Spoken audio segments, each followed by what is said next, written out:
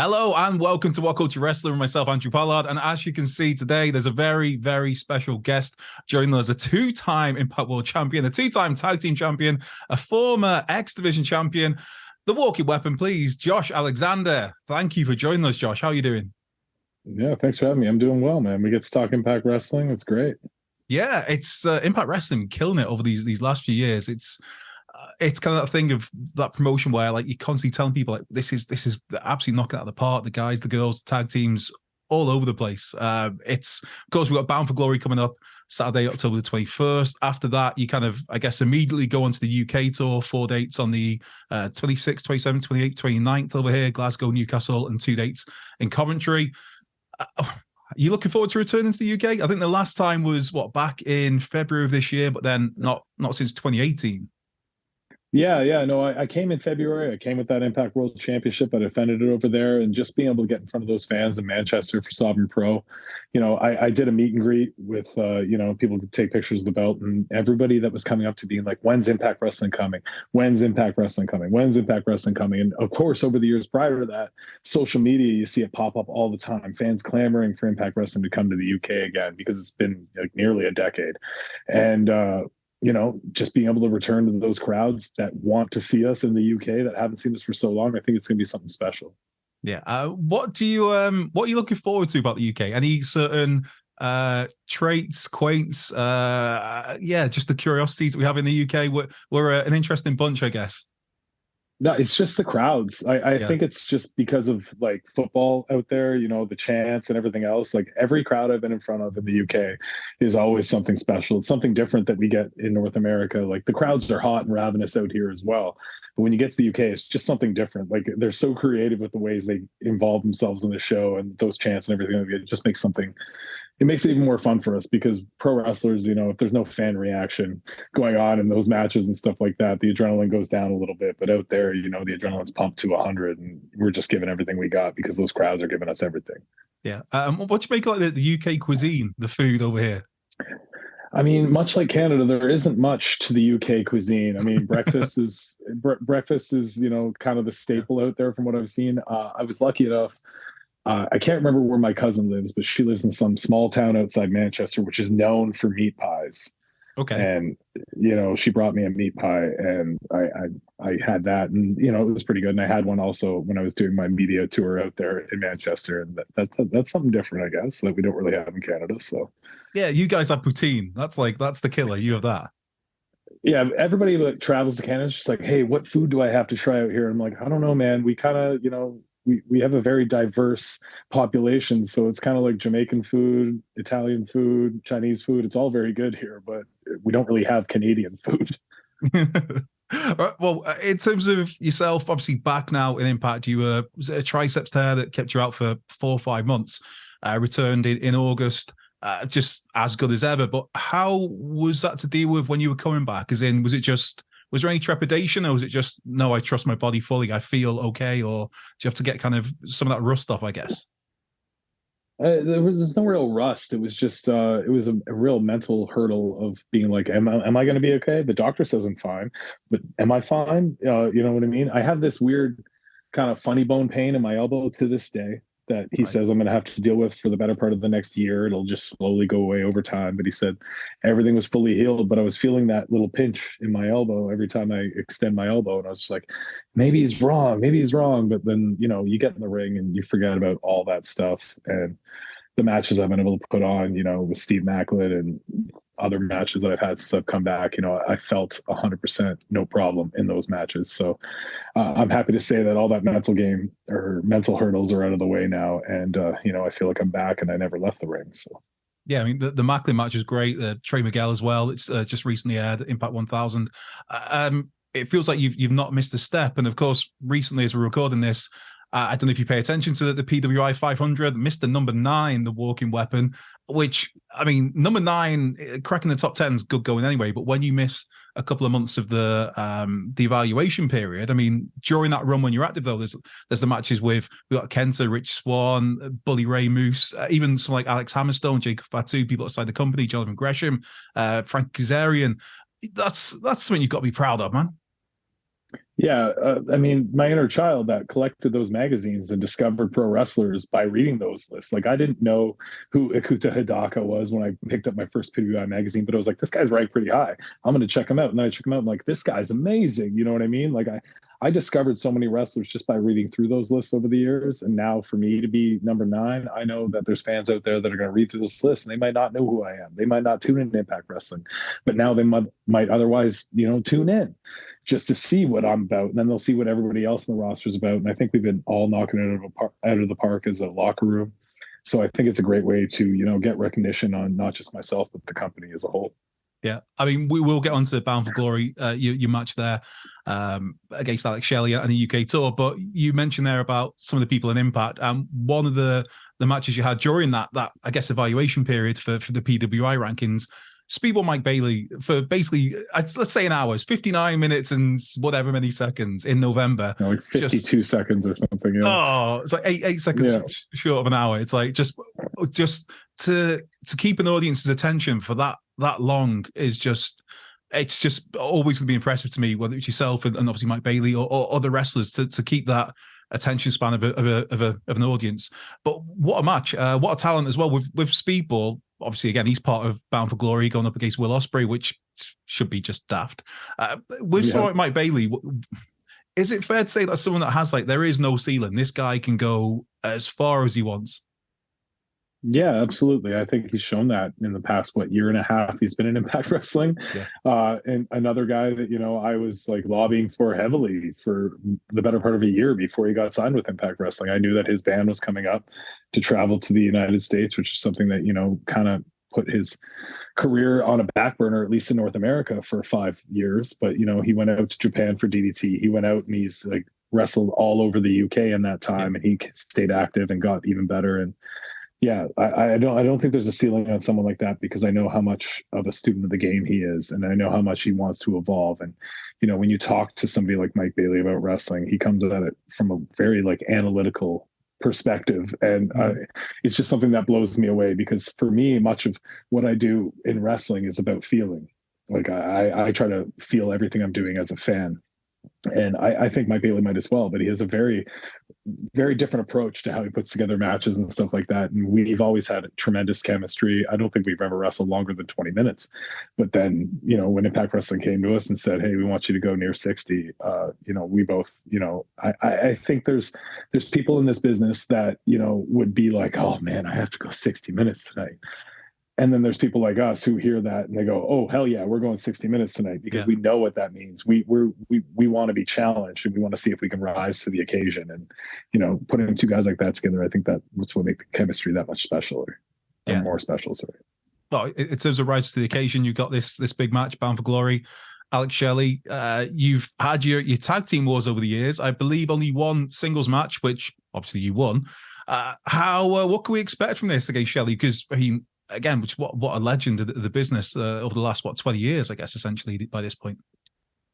I mean, you can expect much of the same of what the first match was. I think the first match was one of my favorite matches of all time, not just last year.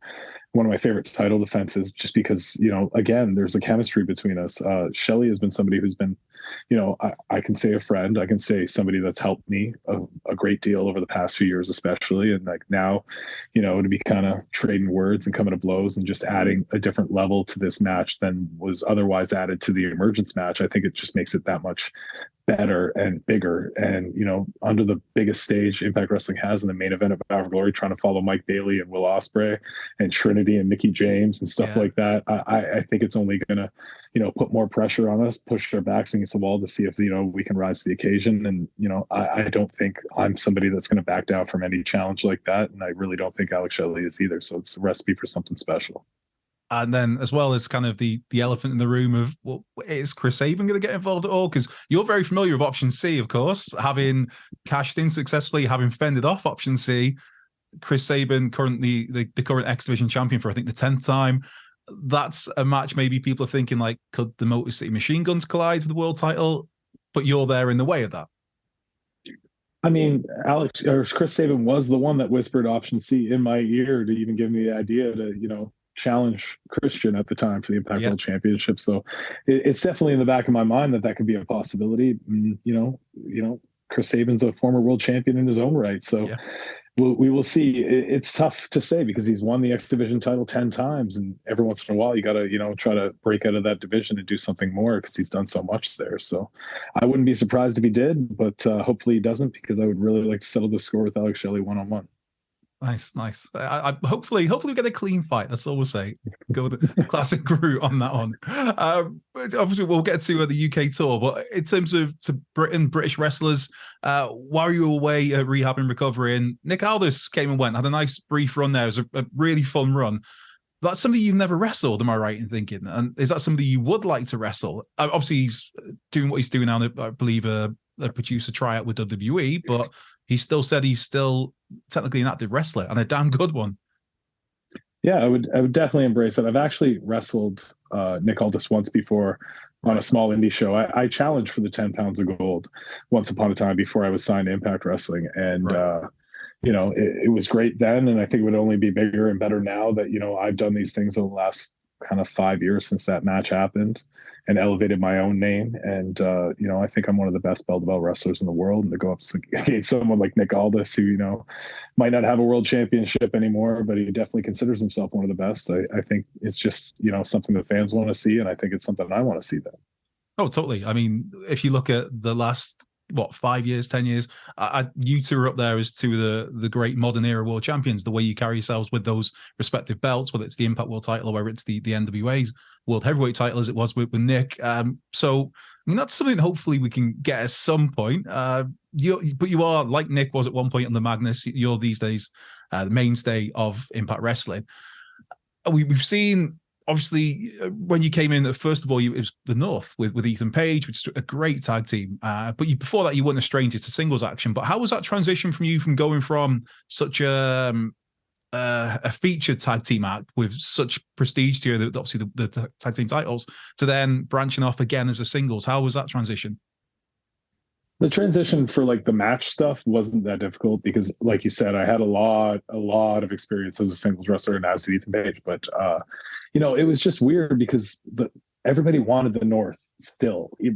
I feel like people think it ended too soon. Like there was more on the table. Of course, there was that rumored match with FTR forever. So like through social media and through, me engaging with fans, you'd always hear of like, I love the North. I want the North to come back. Please have the North come back. And I think it took the better part of a year and a half until I really got into that world championship run for people to really think, that I could stand on my own 2 feet and be a single star on my own. So that was kind of the tough part to navigate. But, I was very lucky. I came to this company the first few months. I became a tag team champion and we established ourselves very quickly. And then I parlayed that straight into an X Division championship run that, I was very happy with. Like looking back on it, I wish it could have gone even longer, but, I wanted to be a world champion and I bet on myself, and we all know how that ended. I ended up becoming a world champion, but losing it fairly soon after. Yeah. That the whole story we were able to tell from that Bound for Glory finish all the way till Rebellion when I regained the title. I think that's something that really, really helped me, especially in the fans' eyes, to get to know me as a pro wrestler, not just the guy that you see in the ring putting on these marquee matchups. So, it's all been for a purpose. And I think now coming back from injury, going back for the world championship, I think there's more stories to be told, and I'm really excited for the future. Yeah, I think you talk about that. To me, it's like I would have loved to see more from the North, but it's a sign. It's a good sign that people miss that tag team because, I mean, if you guys weren't any good, nobody would have missed it. It's like everything good has to end. I would have loved the Hart Foundation to carry on forever, but if there's no Hart Foundation breakup, then there's no Bret Hart singles run. So yeah, there's always ways to look at it. I mean, you mentioned Rebellion there, something that I was going to bring up later, but I'll bring up now. How is the mini walking weapon? Because obviously you got to come out to the ring, your son Jet in the full gear, the headpiece as well. You got to have the big moment there where you got the second world title, the proper run. And then there's also the videos online where obviously your son's giving you a beating and kicking you in the balls, which is brilliant to watch. Yeah. He's doing good. He's in second year in school now. He's doing well there. He's asking me to make him another singlet because he's outgrown that other one, but he's still completely obsessed with all things pro wrestling and mainly Impact Wrestling. He gets to travel to all the shows with me. He was there this past weekend when we taped in Memphis, and Yeah. it feels like he's part of the entire Impact family now. You know, it might be a little too much sometimes because I think he feels like he runs the place and can get away with whatever he wants. But you know, we're gonna pull down on the reins a little bit, and yeah. But he's very lucky, man. I just couldn't imagine being 5 years old and being able to get in a ring with all the people Yeah. he's been in the ring with. You know what I mean? Like, hopefully he grows up and he's still a wrestling fan, so he can appreciate all this stuff. Because for me, I didn't touch a wrestling ring until I was 18 years old, and I had to pay someone to be able to do that to get into a training center. So, you know, just to know that as a wrestling fan, he has grown up in this, I think it's going to be that much more special. I'm so happy I get to share it with him. Brilliant. Yeah, like you said, you got to pay for this. He's doing it for free. Doesn't he have to pay? Yeah. I mean, that guy's living the dream. Yeah. You talk about how he's a fan of Impact, and like I mentioned at the beginning, Impact for me for the last couple of years has been the most consistent product out there. It's just been, like I said, every division, every title conversation, every title picture. It's been killing it. But with yourself, because wrestling it's always in a state of flux. I mean, right now we've got Jay Cargill just signed with WWE. CM Punk is a free agent. The rumors of Edge going to AEW or doing something different. Everything's always spinning. But would you consider yourself right now? Do you think that you'll be an Impact lifer, or is that maybe somewhere down the line you're thinking, I'd like to try a little run in New Japan. I'd like to maybe see what AEW can offer. I'd like to see maybe what WWE can offer. I mean, I'm not really thinking about it because it would just stress me out, to be honest. I know how I have much longer left here in Impact Wrestling on my current deal, and I'm very happy here. I've been the flag bearer here for a little while. That's kind of been the unofficial title put on me, especially when we do these media things and stuff like that. And I'm happy to do it because I was a fan at 15 years old, and I ordered that very first pay-per-view, and I never missed a pay-per-view after that because, you know, this company introduced me to all these wrestlers that inspired me to get in the ring in the first place. And I think, you know, I owe this company a little bit for doing that, because I don't think there would be a Josh Alexander if there was never a TNA on Wednesday nights. Yeah. That's just the way it breaks down. And, you know, it just comes to the time, whenever the time comes, that I have to look at what I've done in this wrestling industry as a whole, in Impact Wrestling as a whole, and see if there's anything more I can do, or if I'm valued. And if I'm not, then, you know, it's maybe time to try something else and try to achieve something else, because I always want to be challenged. I always want to keep progressing. If I'm stagnant, that's when I become miserable. And that's just the way my personality is. So right now I'm super challenged. I want to get that Impact World Championship back, and I'm trying to not think about everything else because it'll just cloud my mind and stress me out a little bit. Yeah, you mentioned there about how you are like the figurehead now. You are Mr. Impact in that way. You're the one who's got the company on their shoulders. Not to disrespect anybody else there, but the media calls and whatever, and that now a two-time former world champion.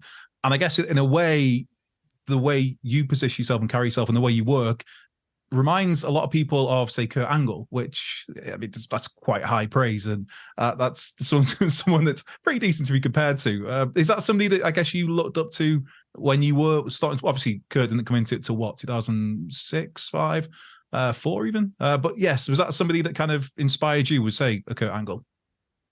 Yeah, and it was like I when I watched things as a wrestling fan, I didn't really buy into the big characters. Like, I was really into the in-ring product. Like, my favorites were Eddie Guerrero and Kurt Angle, and like the list can go on from there. But the reason I gravitated so much to Kurt Angle was because of the legitimacy of everything he did. Every time he stepped foot in the ring, I didn't question anything he was doing. And when I became a pro wrestler, and when I started like trying to hone my skills, you know, in those early years, I really wanted to establish that when you see me do something in the ring, there's no question on whether or not it's real or not. Like, I'm suspending disbelief the entire time. And that was 100% Kurt Angle's intensity and his ability to just go. And now, like, the biggest compliment I've ever received was from people that have been in the ring with Kurt Angle, and then they've been in the ring with me, and they've come back and been like, man, you're just like that guy. You do not stop. You just move forward the entire time. And, you know, some people don't enjoy that, but that's just the way I'm built. Like, I have this motor to keep going. And it was definitely inspired by watching Kurt Angle just have this like endless gas tank and be able to keep going nonstop, and, you know, bring that intensity from minute 1 through minute 30 of whatever match he was in. Yeah, I mean, it's one thing for us fans to say that guy's got a lot of similarities to Kurt Angle, but like to hear that from your peers in terms of what you bring in the ring, man, that's got to be the highest compliments. I'm keeping an eye on the clock here because I'm very aware of time, but I guess as you kind of the de facto Mr. Impact, that flag bearer, would CM Punk be welcome in an Impact Wrestling locker room? CM Punk? Yeah, absolutely. Yeah. I don't think you can question the guy's star power, his ability to get eyes on a product or a company. I saw Bully Ray recently say the exact same thing out in the media and stuff like that. And you can say whatever you want, but I wasn't in those locker rooms seeing what happened or transpired over the drama of everything that has unfortunately occurred since his return. But, I know who I am as a professional and an individual in this company and this business as a whole. And I think that I would work synergistically with a guy just like CM Punk. Of course, we're both Bret Hart fans, so that might help. But, I would love the opportunity to get in a ring with him, have a program with him, in Impact Wrestling or anywhere else. Yeah. And to swing things back to Bound for Glory, as we start to wrap this up, of course, you challenging Alex Shelley for the Impact World title that you've never lost.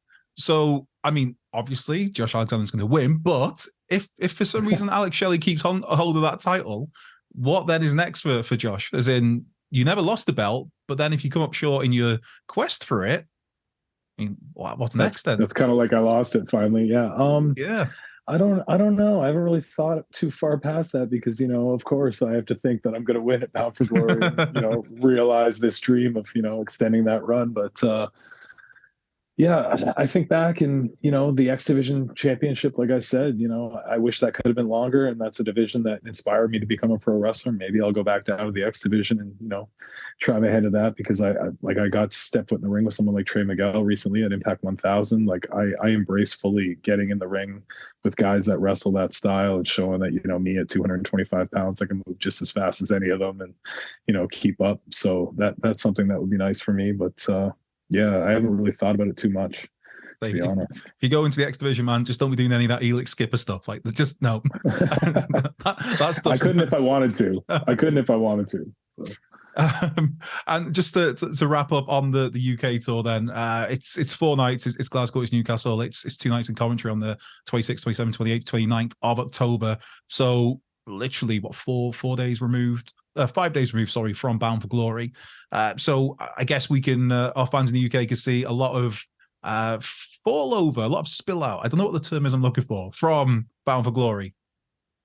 Yeah, absolutely. You'll know whether I'm a world champion or not. Alex Shelley is going to be on the tour, so he might have that world championship. One way or another, you're going to have the Impact World Champion there. You're going to have the Knockouts champion there probably. You get to see some, local UK stars. Subculture is going to be there. Joe Hendry is going to be there. Leon Slater was just announced for that tour, who's young up and comer with that Swanton 450 that blew me away last February. And in Manchester when I was there, and I'm very happy he's on the card. So, I'm embracing, coming over to the UK, getting in front of those fans, and hopefully I can step foot in the ring with some of these guys. Yeah, hopefully so. And a very, very final question, something that was announced this week is that GutCheck's returning for 2 tryouts as part of the UK tour. What are your advice for any hopefuls there looking to get a developmental deal with Impact? My whole thing with young wrestlers that ask me what to do, and I just say the best thing I can say is work as hard as possible. Look around, see who's working, and then work harder than them. Come in there with an open mind, keep your eyes and ears open and your mouth shut, and just do the best you very, very possibly can. And I'm going to be watching GutCheck because, whoever wins that is going to come over to the school that I'm the head coach of, Can-Am Wrestling here in Windsor, Ontario, for 6 months. And then we're going to see what they have. And if they have what it takes, they're going to get an Impact Wrestling contract. So I think it's a recipe for something very special. You get a lot of up and coming wrestlers that are very hungry. And I think that's something that inspires wrestlers that are already in the business in our locker room to see people that are hungry and want to get in a position like we're in. And, it just helps everybody involved. So I'm excited to see it. I hope we get a really good turnout of young prospects out there, and I'm ready to see who the best is in the UK. Brilliant. Just to close things out, how can people keep up to date with you on the socials? And Josh, I am just Twitter and Instagram at walking_weapon, and anything Impact Wrestling, whether you want tickets, see events, or anything else, just go to impactwrestling.com. Brilliant. So Bound for Glory on Saturday the 21st, and the 5th, 6th, 7th, 8th. No, 6th, 7th, 8th, 9th is the UK tour. Brilliant. Hopefully we'll get along to some of those shows as well, possibly Coventry, and get to catch up in person. But thank you so much for giving up so much time, Josh. All the best for Bound for Glory, and all the best for the UK tour.